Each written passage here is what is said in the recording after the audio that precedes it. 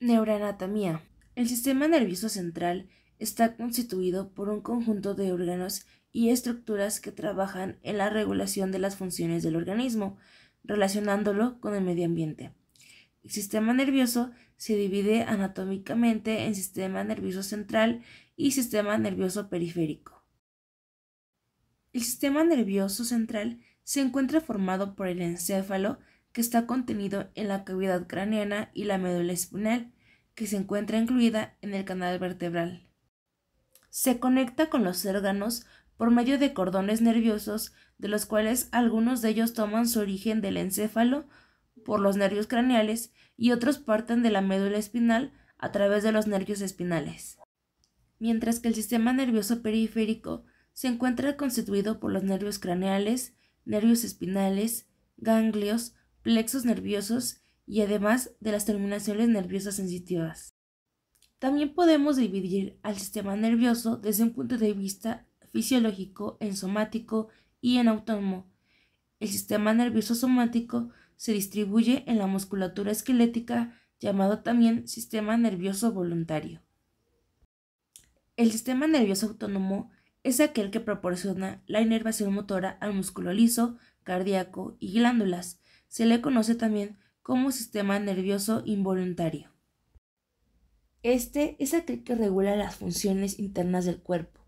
Además, presenta dos componentes: el sistema nervioso simpático, que es toracolumbar y ayuda a responder los estados desfavorables o de alarma, y el sistema nervioso parasimpático, que controla la actividad involuntaria y mantiene la homeostasis. El sistema nervioso se encuentra constituido por dos tipos de células nerviosas: las neuronas y las células de neuroglía, que sirven de sostén y de nutrición a las neuronas. Es importante conocer algunas definiciones de estructuras sobre el sistema nervioso. El primero es el nervio, que es un conjunto de prolongaciones neuronales dispuestas en posición paralela y envueltas por tejido conectivo fuera del sistema nervioso central. El tracto es un conjunto de prolongaciones neuronales dispuestas en posición paralela y envueltas por tejido conectivo dentro del sistema nervioso central. Plexo nervioso se trata de una interconexión existente entre nervios a través de ramas nerviosas. El ganglio es un cúmulo de cuerpos neuronales fuera del sistema nervioso central. Y por último, el núcleo es un cúmulo de cuerpos neuronales dentro del sistema nervioso central. Ahora es importante conocer las principales estructuras del encéfalo y cuáles son sus funciones. Comenzaremos dividiéndolo por telencéfalo, donde encontraremos en primer lugar al lóbulo frontal, que ayudará a la inteligencia, al comportamiento, a la habilidad motora fina. El lóbulo parietal, que ayudará al tacto, al dolor y a la percepción. También se encuentra el lóbulo occipital, que tiene como principal función la visión. El lóbulo temporal, que ayudará al comportamiento y a la audición. Y por último, a los núcleos basales, que ayudan principalmente al tono muscular, a la iniciación y al control de la actividad motora. Ahora hablaremos del mesencéfalo, que se divide en sistema reticular activador y que tiene como función la conciencia y el sueño. El núcleo y nervio oculomotor tiene como función los músculos extraoculares y la constricción pupilar. El núcleo y nervio troclear ayudan al músculo extraocular. El núcleo rojo funciona como actividad motora y origen del tracto ruboespinal, y los tractos ascendentes y descendentes ayudan a motores y sensorios. En el caso del metencéfalo, encontraremos que se divide en nervio trigémino y que ayuda a la sensación de la cabeza y es motor de los músculos de la masticación, a la formación reticular, que ayuda a centros vitales y de respiración, a los tractos ascendentes y descendentes, que funcionan para los motores y sensorios, y el cerebelo, que ayuda a la coordinación de movimientos y al tono muscular, así como al equilibrio. El diencéfalo se divide en hipotálamo, que tiene como función el control autónomo, el apetito, la sed, temperatura, balance de agua y electrolitos, así también como el sueño y comportamiento, es decir, a las funciones endocrinas. El tálamo, tacto, dolor, percepción y conciencia. En el subtálamo tiene como función la conciencia. El sistema olfatorio a la olfacción. A los núcleos ópticos, quiasma y tractos ayudan a la visión y al reflejo pupilar de la luz. Por último, podemos encontrar el mirencéfalo, que se divide en tractos ascendentes y descendentes, que tienen como función motores y sensorios. El nervio abducente, los músculos extraoculares, el nervio facial, motor para la expresión facial, las glándulas y el gusto. Núcleo y nervios vestibular y coclear ayudan al equilibrio, a la audición y al tracto vestíbulo-espinal. El nervio glosofaríngeo, que ayuda a la sensación caudal de la lengua, a los músculos laríngeos, a las glándulas y al gusto. El nervio vago ayuda al motor y sensorio de las vísceras torácicas y abdominales, así como a los músculos laríngeos. El nervio accesorio tiene como función ser de ayuda al motor de los músculos del cuello. Y por último, el nervio hipogloso, que ayuda al motor de la lengua. Ahora hablaremos de la exploración neurológica de la cabeza. La porción intracraneal del sistema nervioso es responsable de una serie de actividades tales como el comportamiento, la locomoción, la visión, oído, olfato, control de la presión, respiración, trabajo cardíaco, control hormonal. La exploración neurológica de la cabeza es una herramienta que se debe realizar para tener una imagen de la integridad del sistema nervioso. Se evalúa el estado mental, la postura y la locomoción. El estado mental se encuentra relacionado con el nivel de conciencia. Primero, cómo se comporta ante lo que le rodea. 2. Si responde a la voz de su propietario. Y 3. Si detecta la presencia de personas, de animales o de cualquier estímulo en el medio ambiente. Es importante conocer los siguientes conceptos, los cuales nos ayudarán a comprender mejor sobre el estado mental. El primero es la conciencia, el cual es una función relacionada con la corteza y el tallo cerebral. Los órganos de los sentidos mandan información en el tallo cerebral para integrar respuesta y mantener activa la conciencia. Un animal con nivel de conciencia y comportamiento normal está alerta y responde de manera apropiada a los estímulos que lo rodean. Alteraciones en las fibras nerviosas aferentes hacia las áreas corticales y vías encefálicas originan alteraciones en el nivel o a la calidad de la conciencia. Algunas de estas alteraciones puede ser la depresión, que es un daño en la corteza cerebral. El estupor es la desconexión parcial de la corteza cerebral y la formación reticular, desconexión grave de la corteza cerebral y la formación reticular. La depresión, el animal se mantiene consciente, inactivo, relativa respuesta al medio ambiente, tiende a dormir si no se le despierta.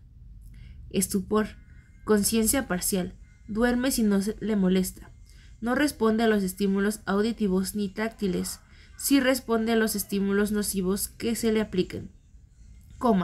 Alteración grave, inconsciencia profunda con pérdida de sensibilidad y movilidad, no hay respuesta a estímulos aunque sean dolorosos, reflejo del flexor puede estar presente pero el animal no despierta. Los síndromes neurológicos son lesiones o alteraciones que recaen sobre zonas concretas del sistema nervioso central, sistema nervioso periférico y del sistema músculo-esquelético. Originan una serie de síntomas concretos que permiten localizar el punto de lesión. El conjunto de estos síntomas claves que definen alteraciones concretas recibe el nombre de síndrome neurológico. Para poder identificar las lesiones en bóveda craneana se puede dividir en 3 secciones. La primera es cerebro o cerebro anterior. Segunda, tallo cerebral o tallo encefálico. Y tercera, cerebelo. En el cerebro anterior, que abarca la corteza cerebral, núcleo basal y tálamo, los signos de lesión serán convulsiones, conductas anormales, caminar en círculos, ceguera, disminución de la conciencia, disminución del dolor y déficit posturales. En el tallo encefálico, que es la parte del encéfalo que forma una masa más o menos columnar, situada por debajo del cerebelo y dos hemisferios cerebrales, se encuentra formada por la médula oblongada, el puente, el cerebro medio y el diencéfalo. Dentro de la estructura interna del tallo está la formación reticular, estructura que se extiende desde la médula espinal hasta el diencéfalo. Como signos podemos encontrar la hemiparesia, que es la debilidad de la extremidad torácica y pélvica del mismo lado. Tetraparesia, debilidad de las cuatro extremidades. Tetraplegia, pérdida de movimientos voluntarios de las cuatro extremidades. Parálisis mandibular, sensibilidad facial disminuida y reflejo palpebral deprimido. B. Estrabismo medial. C. Incapacidad para cerrar el o los párpados. Parálisis de los labios. Caída de las orejas. D. Cabeza ladeada. Tendencia a girar en círculos. E. Parálisis laringea o faringea con disfagia y depresión del reflejo de apresión. F. Parálisis de la lengua. G. La respiración es irregular o apneica o rápida y superficial. Puede apreciarse depresión mental. El síndrome cerebelar. El cerebro se divide en tres porciones. La primera es el arquicerebelo, que controla el equilibrio. El paleocerebelo, que es el centro del tono postular de los músculos esqueléticos. El neocerebelo es el control automático de la motilidad voluntaria y semivoluntaria. La enfermedad cerebelar resulta en la incapacidad de regular la medida, extensión y fuerza de movimiento. Como signos encontramos el nistagmo, que son movimientos finos, pendulares u oscilatorios de los ojos. Ataxia estática, que es la oscilación lenta de un lado a otro pero sin llegar a caerse. La ataxia dinámica, que es la marcha tambaleante. La hipotomia muscular. También encontramos temblores de intención, que es si el animal intenta agarrar algo con la boca o realiza algún movimiento concreto, comienza a temblar de forma ostensible, además de no calcular bien las distancias. También habrá hipermetría en los movimientos elementales, es decir, que el animal eleva excesivamente las patas al andar. Todos los movimientos son torpes y vacilantes y con sacudidas. La adiacocinesia, que es la incapacidad para cambiar el sentido del movimiento una vez iniciado. La respuesta de amenaza a la amenaza puede estar ausente. También anicosocoria, que es la pupila dilatada colateral al lado de la sesión. Y por último, opistotonos, que es la flexión del torso y cuello, una curvatura en forma de C. Examen neurológico. Resulta fundamental realizar un examen neurológico sistemático y ordenado de la funcionalidad del sistema nervioso. Para ello es primordial cumplir con requerimientos importantes como lo es poseer conocimientos básicos de neuroanatomía, tener conocimientos de medicina general y trabajar en un ambiente tranquilo y ordenado para la examinación del paciente. Estos exámenes neurológicos tienen como objetivo primordial determinar si la patología es de origen neurológico. De ser así, se deberá determinar el lugar neuroanatómico de la lesión y posteriormente determinar la progresión si es aguda o crónica, así como la severidad de la patología. Posteriormente se dará un diagnóstico, se creará un plan terapéutico y un pronóstico de la condición del paciente. Además, se debe de realizar un examen físico detallado que será de gran utilidad para un diagnóstico. El examen neurológico consta de 5 partes. Número 1. Evaluación de la marcha. Número 2. Evaluación de los signos de la cabeza. 3. Evaluación de las reacciones o pruebas posturales. 4. Evaluación de los reflejos espinales. 5. Neurolocalización. En la evaluación de la marcha debe ir en busca de presencia o ausencia de ataxia, dismetria y compromiso de la función motora. El nervio olfatorio es un nervio únicamente sensorial que conduce los impulsos olfatorios de la nariz al sistema nervioso. Este se evalúa ofreciendo una sustancia agradable o desagradable no irritante a la nariz del paciente. La respuesta normal consiste en retirar la cabeza, estornudar o intentar comer la sustancia. El segundo nervio a evaluar es el nervio óptico. Es un nervio sensorial encargado de transmitir la información visual desde la retina hasta el cerebro. Se evalúa moviendo un objeto frente al animal y comprobar si sigue su movimiento. La respuesta normal consiste en que el perro siga el objeto con sus ojos. Como tercero tenemos al nervio oculomotor. Tiene una función motora y parasimpática, controla el movimiento ocular y es responsable del tamaño de la pupila. En este se evalúa observando la posición de los globos oculares. Después se mueve la cabeza del paciente en diferentes posiciones para estimular el movimiento de los ojos. Así como también se evalúa el estímulo de los reflejos pupilares de manera directa o indirecta. La respuesta normal consiste en la constricción de la pupila, mejor conocido como la dilatación. Este cuarto nervio es el nervio troclear o patético. Es un nervio con función motora, inerva el músculo oblicuo superior del ojo. Este se evalúa moviendo la cabeza del animal en diferentes direcciones para estimular el movimiento de los ojos. La respuesta normal muestra los globos oculares en posición normal y movimientos coordinados de los ojos cuando se está rotando la cabeza.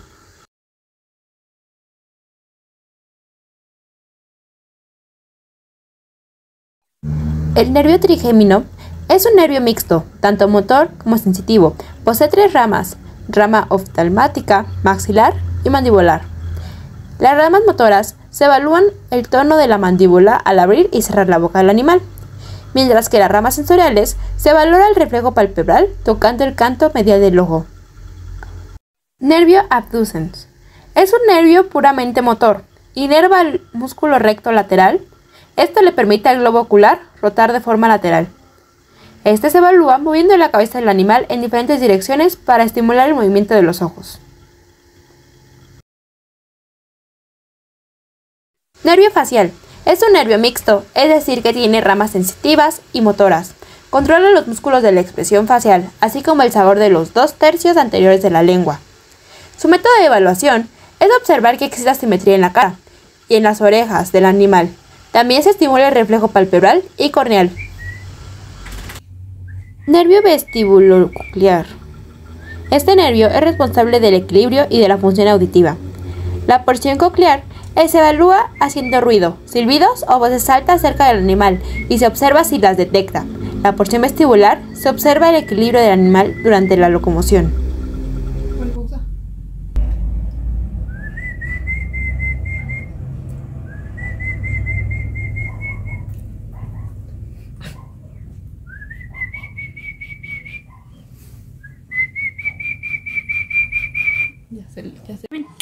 Nervio glosofaríngeo. Es un nervio mixto, tanto motor como sensitivo. Se provoca el reflejo deglutorio del animal. Se lo hace comer o beber.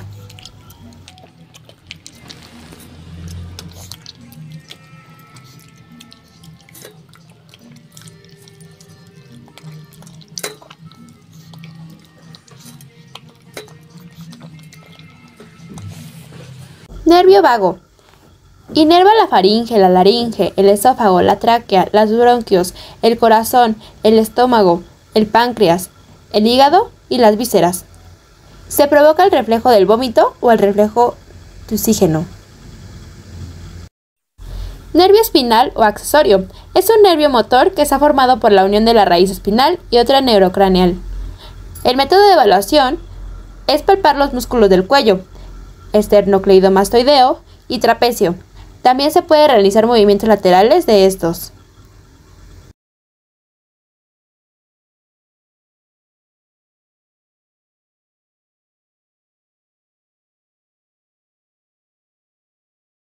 Nervio hipogloso es un nervio craneano que se encarga de coordinar los movimientos de la lengua. Para valorarlo, se jala la lengua del animal hacia afuera de la cavidad oral. Después se suelta y se observa.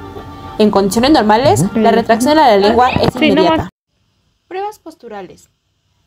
Se generan a partir de estímulos sensoriales que conducen la información referida a la propiorecepción consciente e inconsciente originadas en la piel y tendones, articulaciones, que ascienden a la médula espinal, transmitiendo esta información hacia el tronco encefálico, cerebro y cerebelo, permitiendo diferenciar deficiencias asimétricas.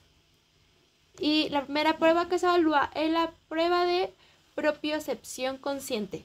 Esta se realiza mediante la flexión de los dedos de cada miembro, de tal forma que el paciente apoye en el dorso de ellos.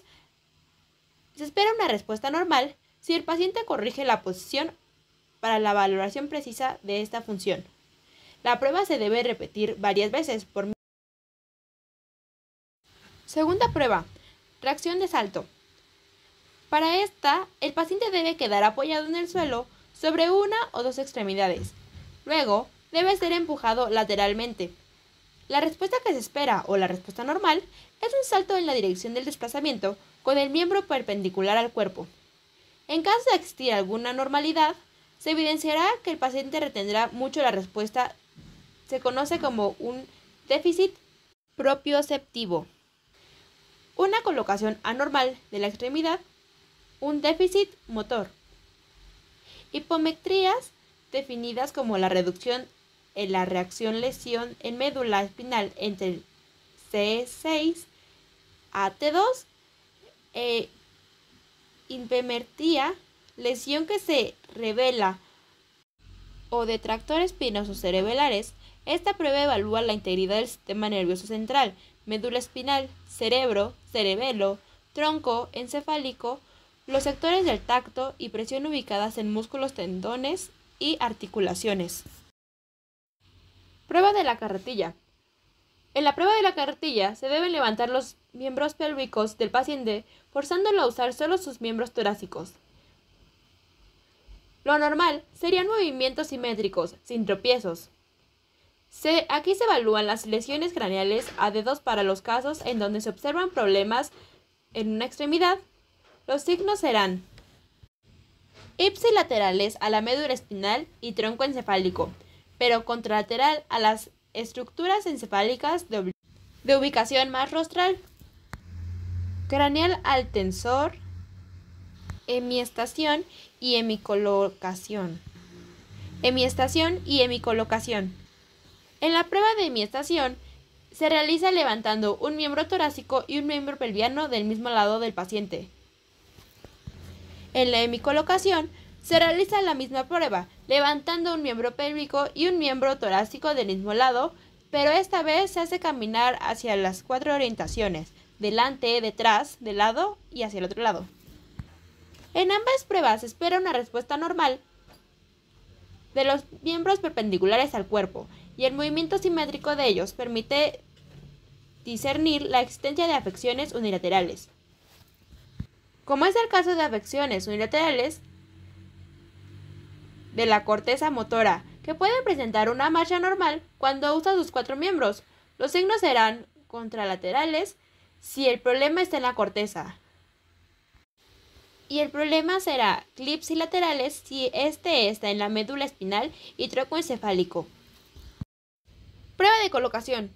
Esta prueba consiste en aproximar al paciente con los ojos vendados al borde de la mesa de exámenes, hasta lograr un contacto con el dorso de los miembros.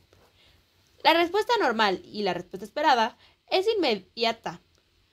Esta consiste en la acomodación de los miembros sobre la mesa. Debe realizarse a cada extremidad.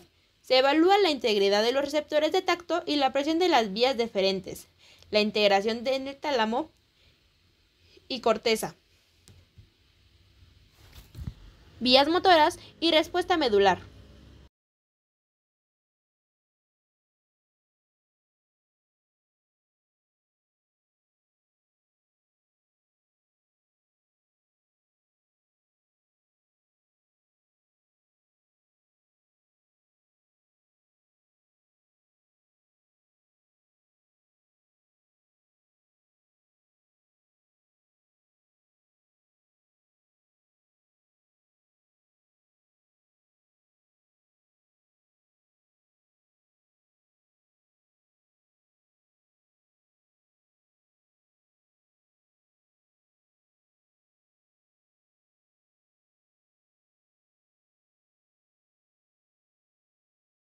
Pruebas visuales. Es la misma actividad que la anterior, solo que con los ojos descubiertos. Esta evalúa la función visual, la integración central y la respuesta motora.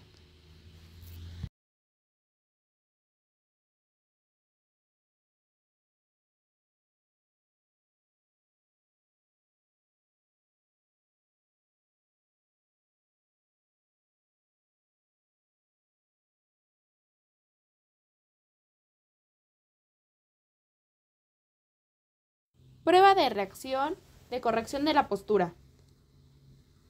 Se debe suspender al paciente desde la pelvis.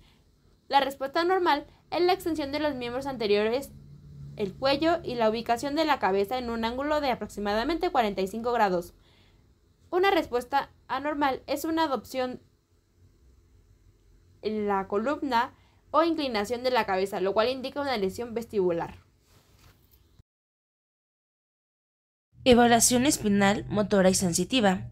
Esta evaluación es de los reflejos espinales, en donde se evaluará el sistema sensorial del paciente.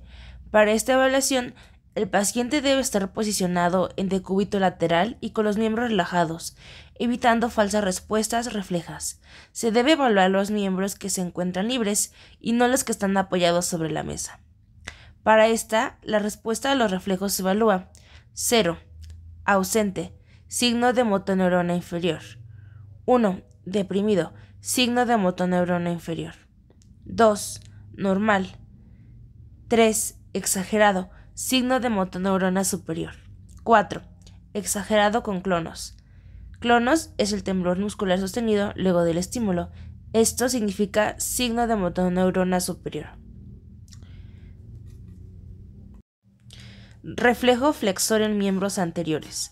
Se estimula pellizcando la membrana interdigital de las extremidades, ya sea con la mano o con la pinza, causando la flexión del miembro.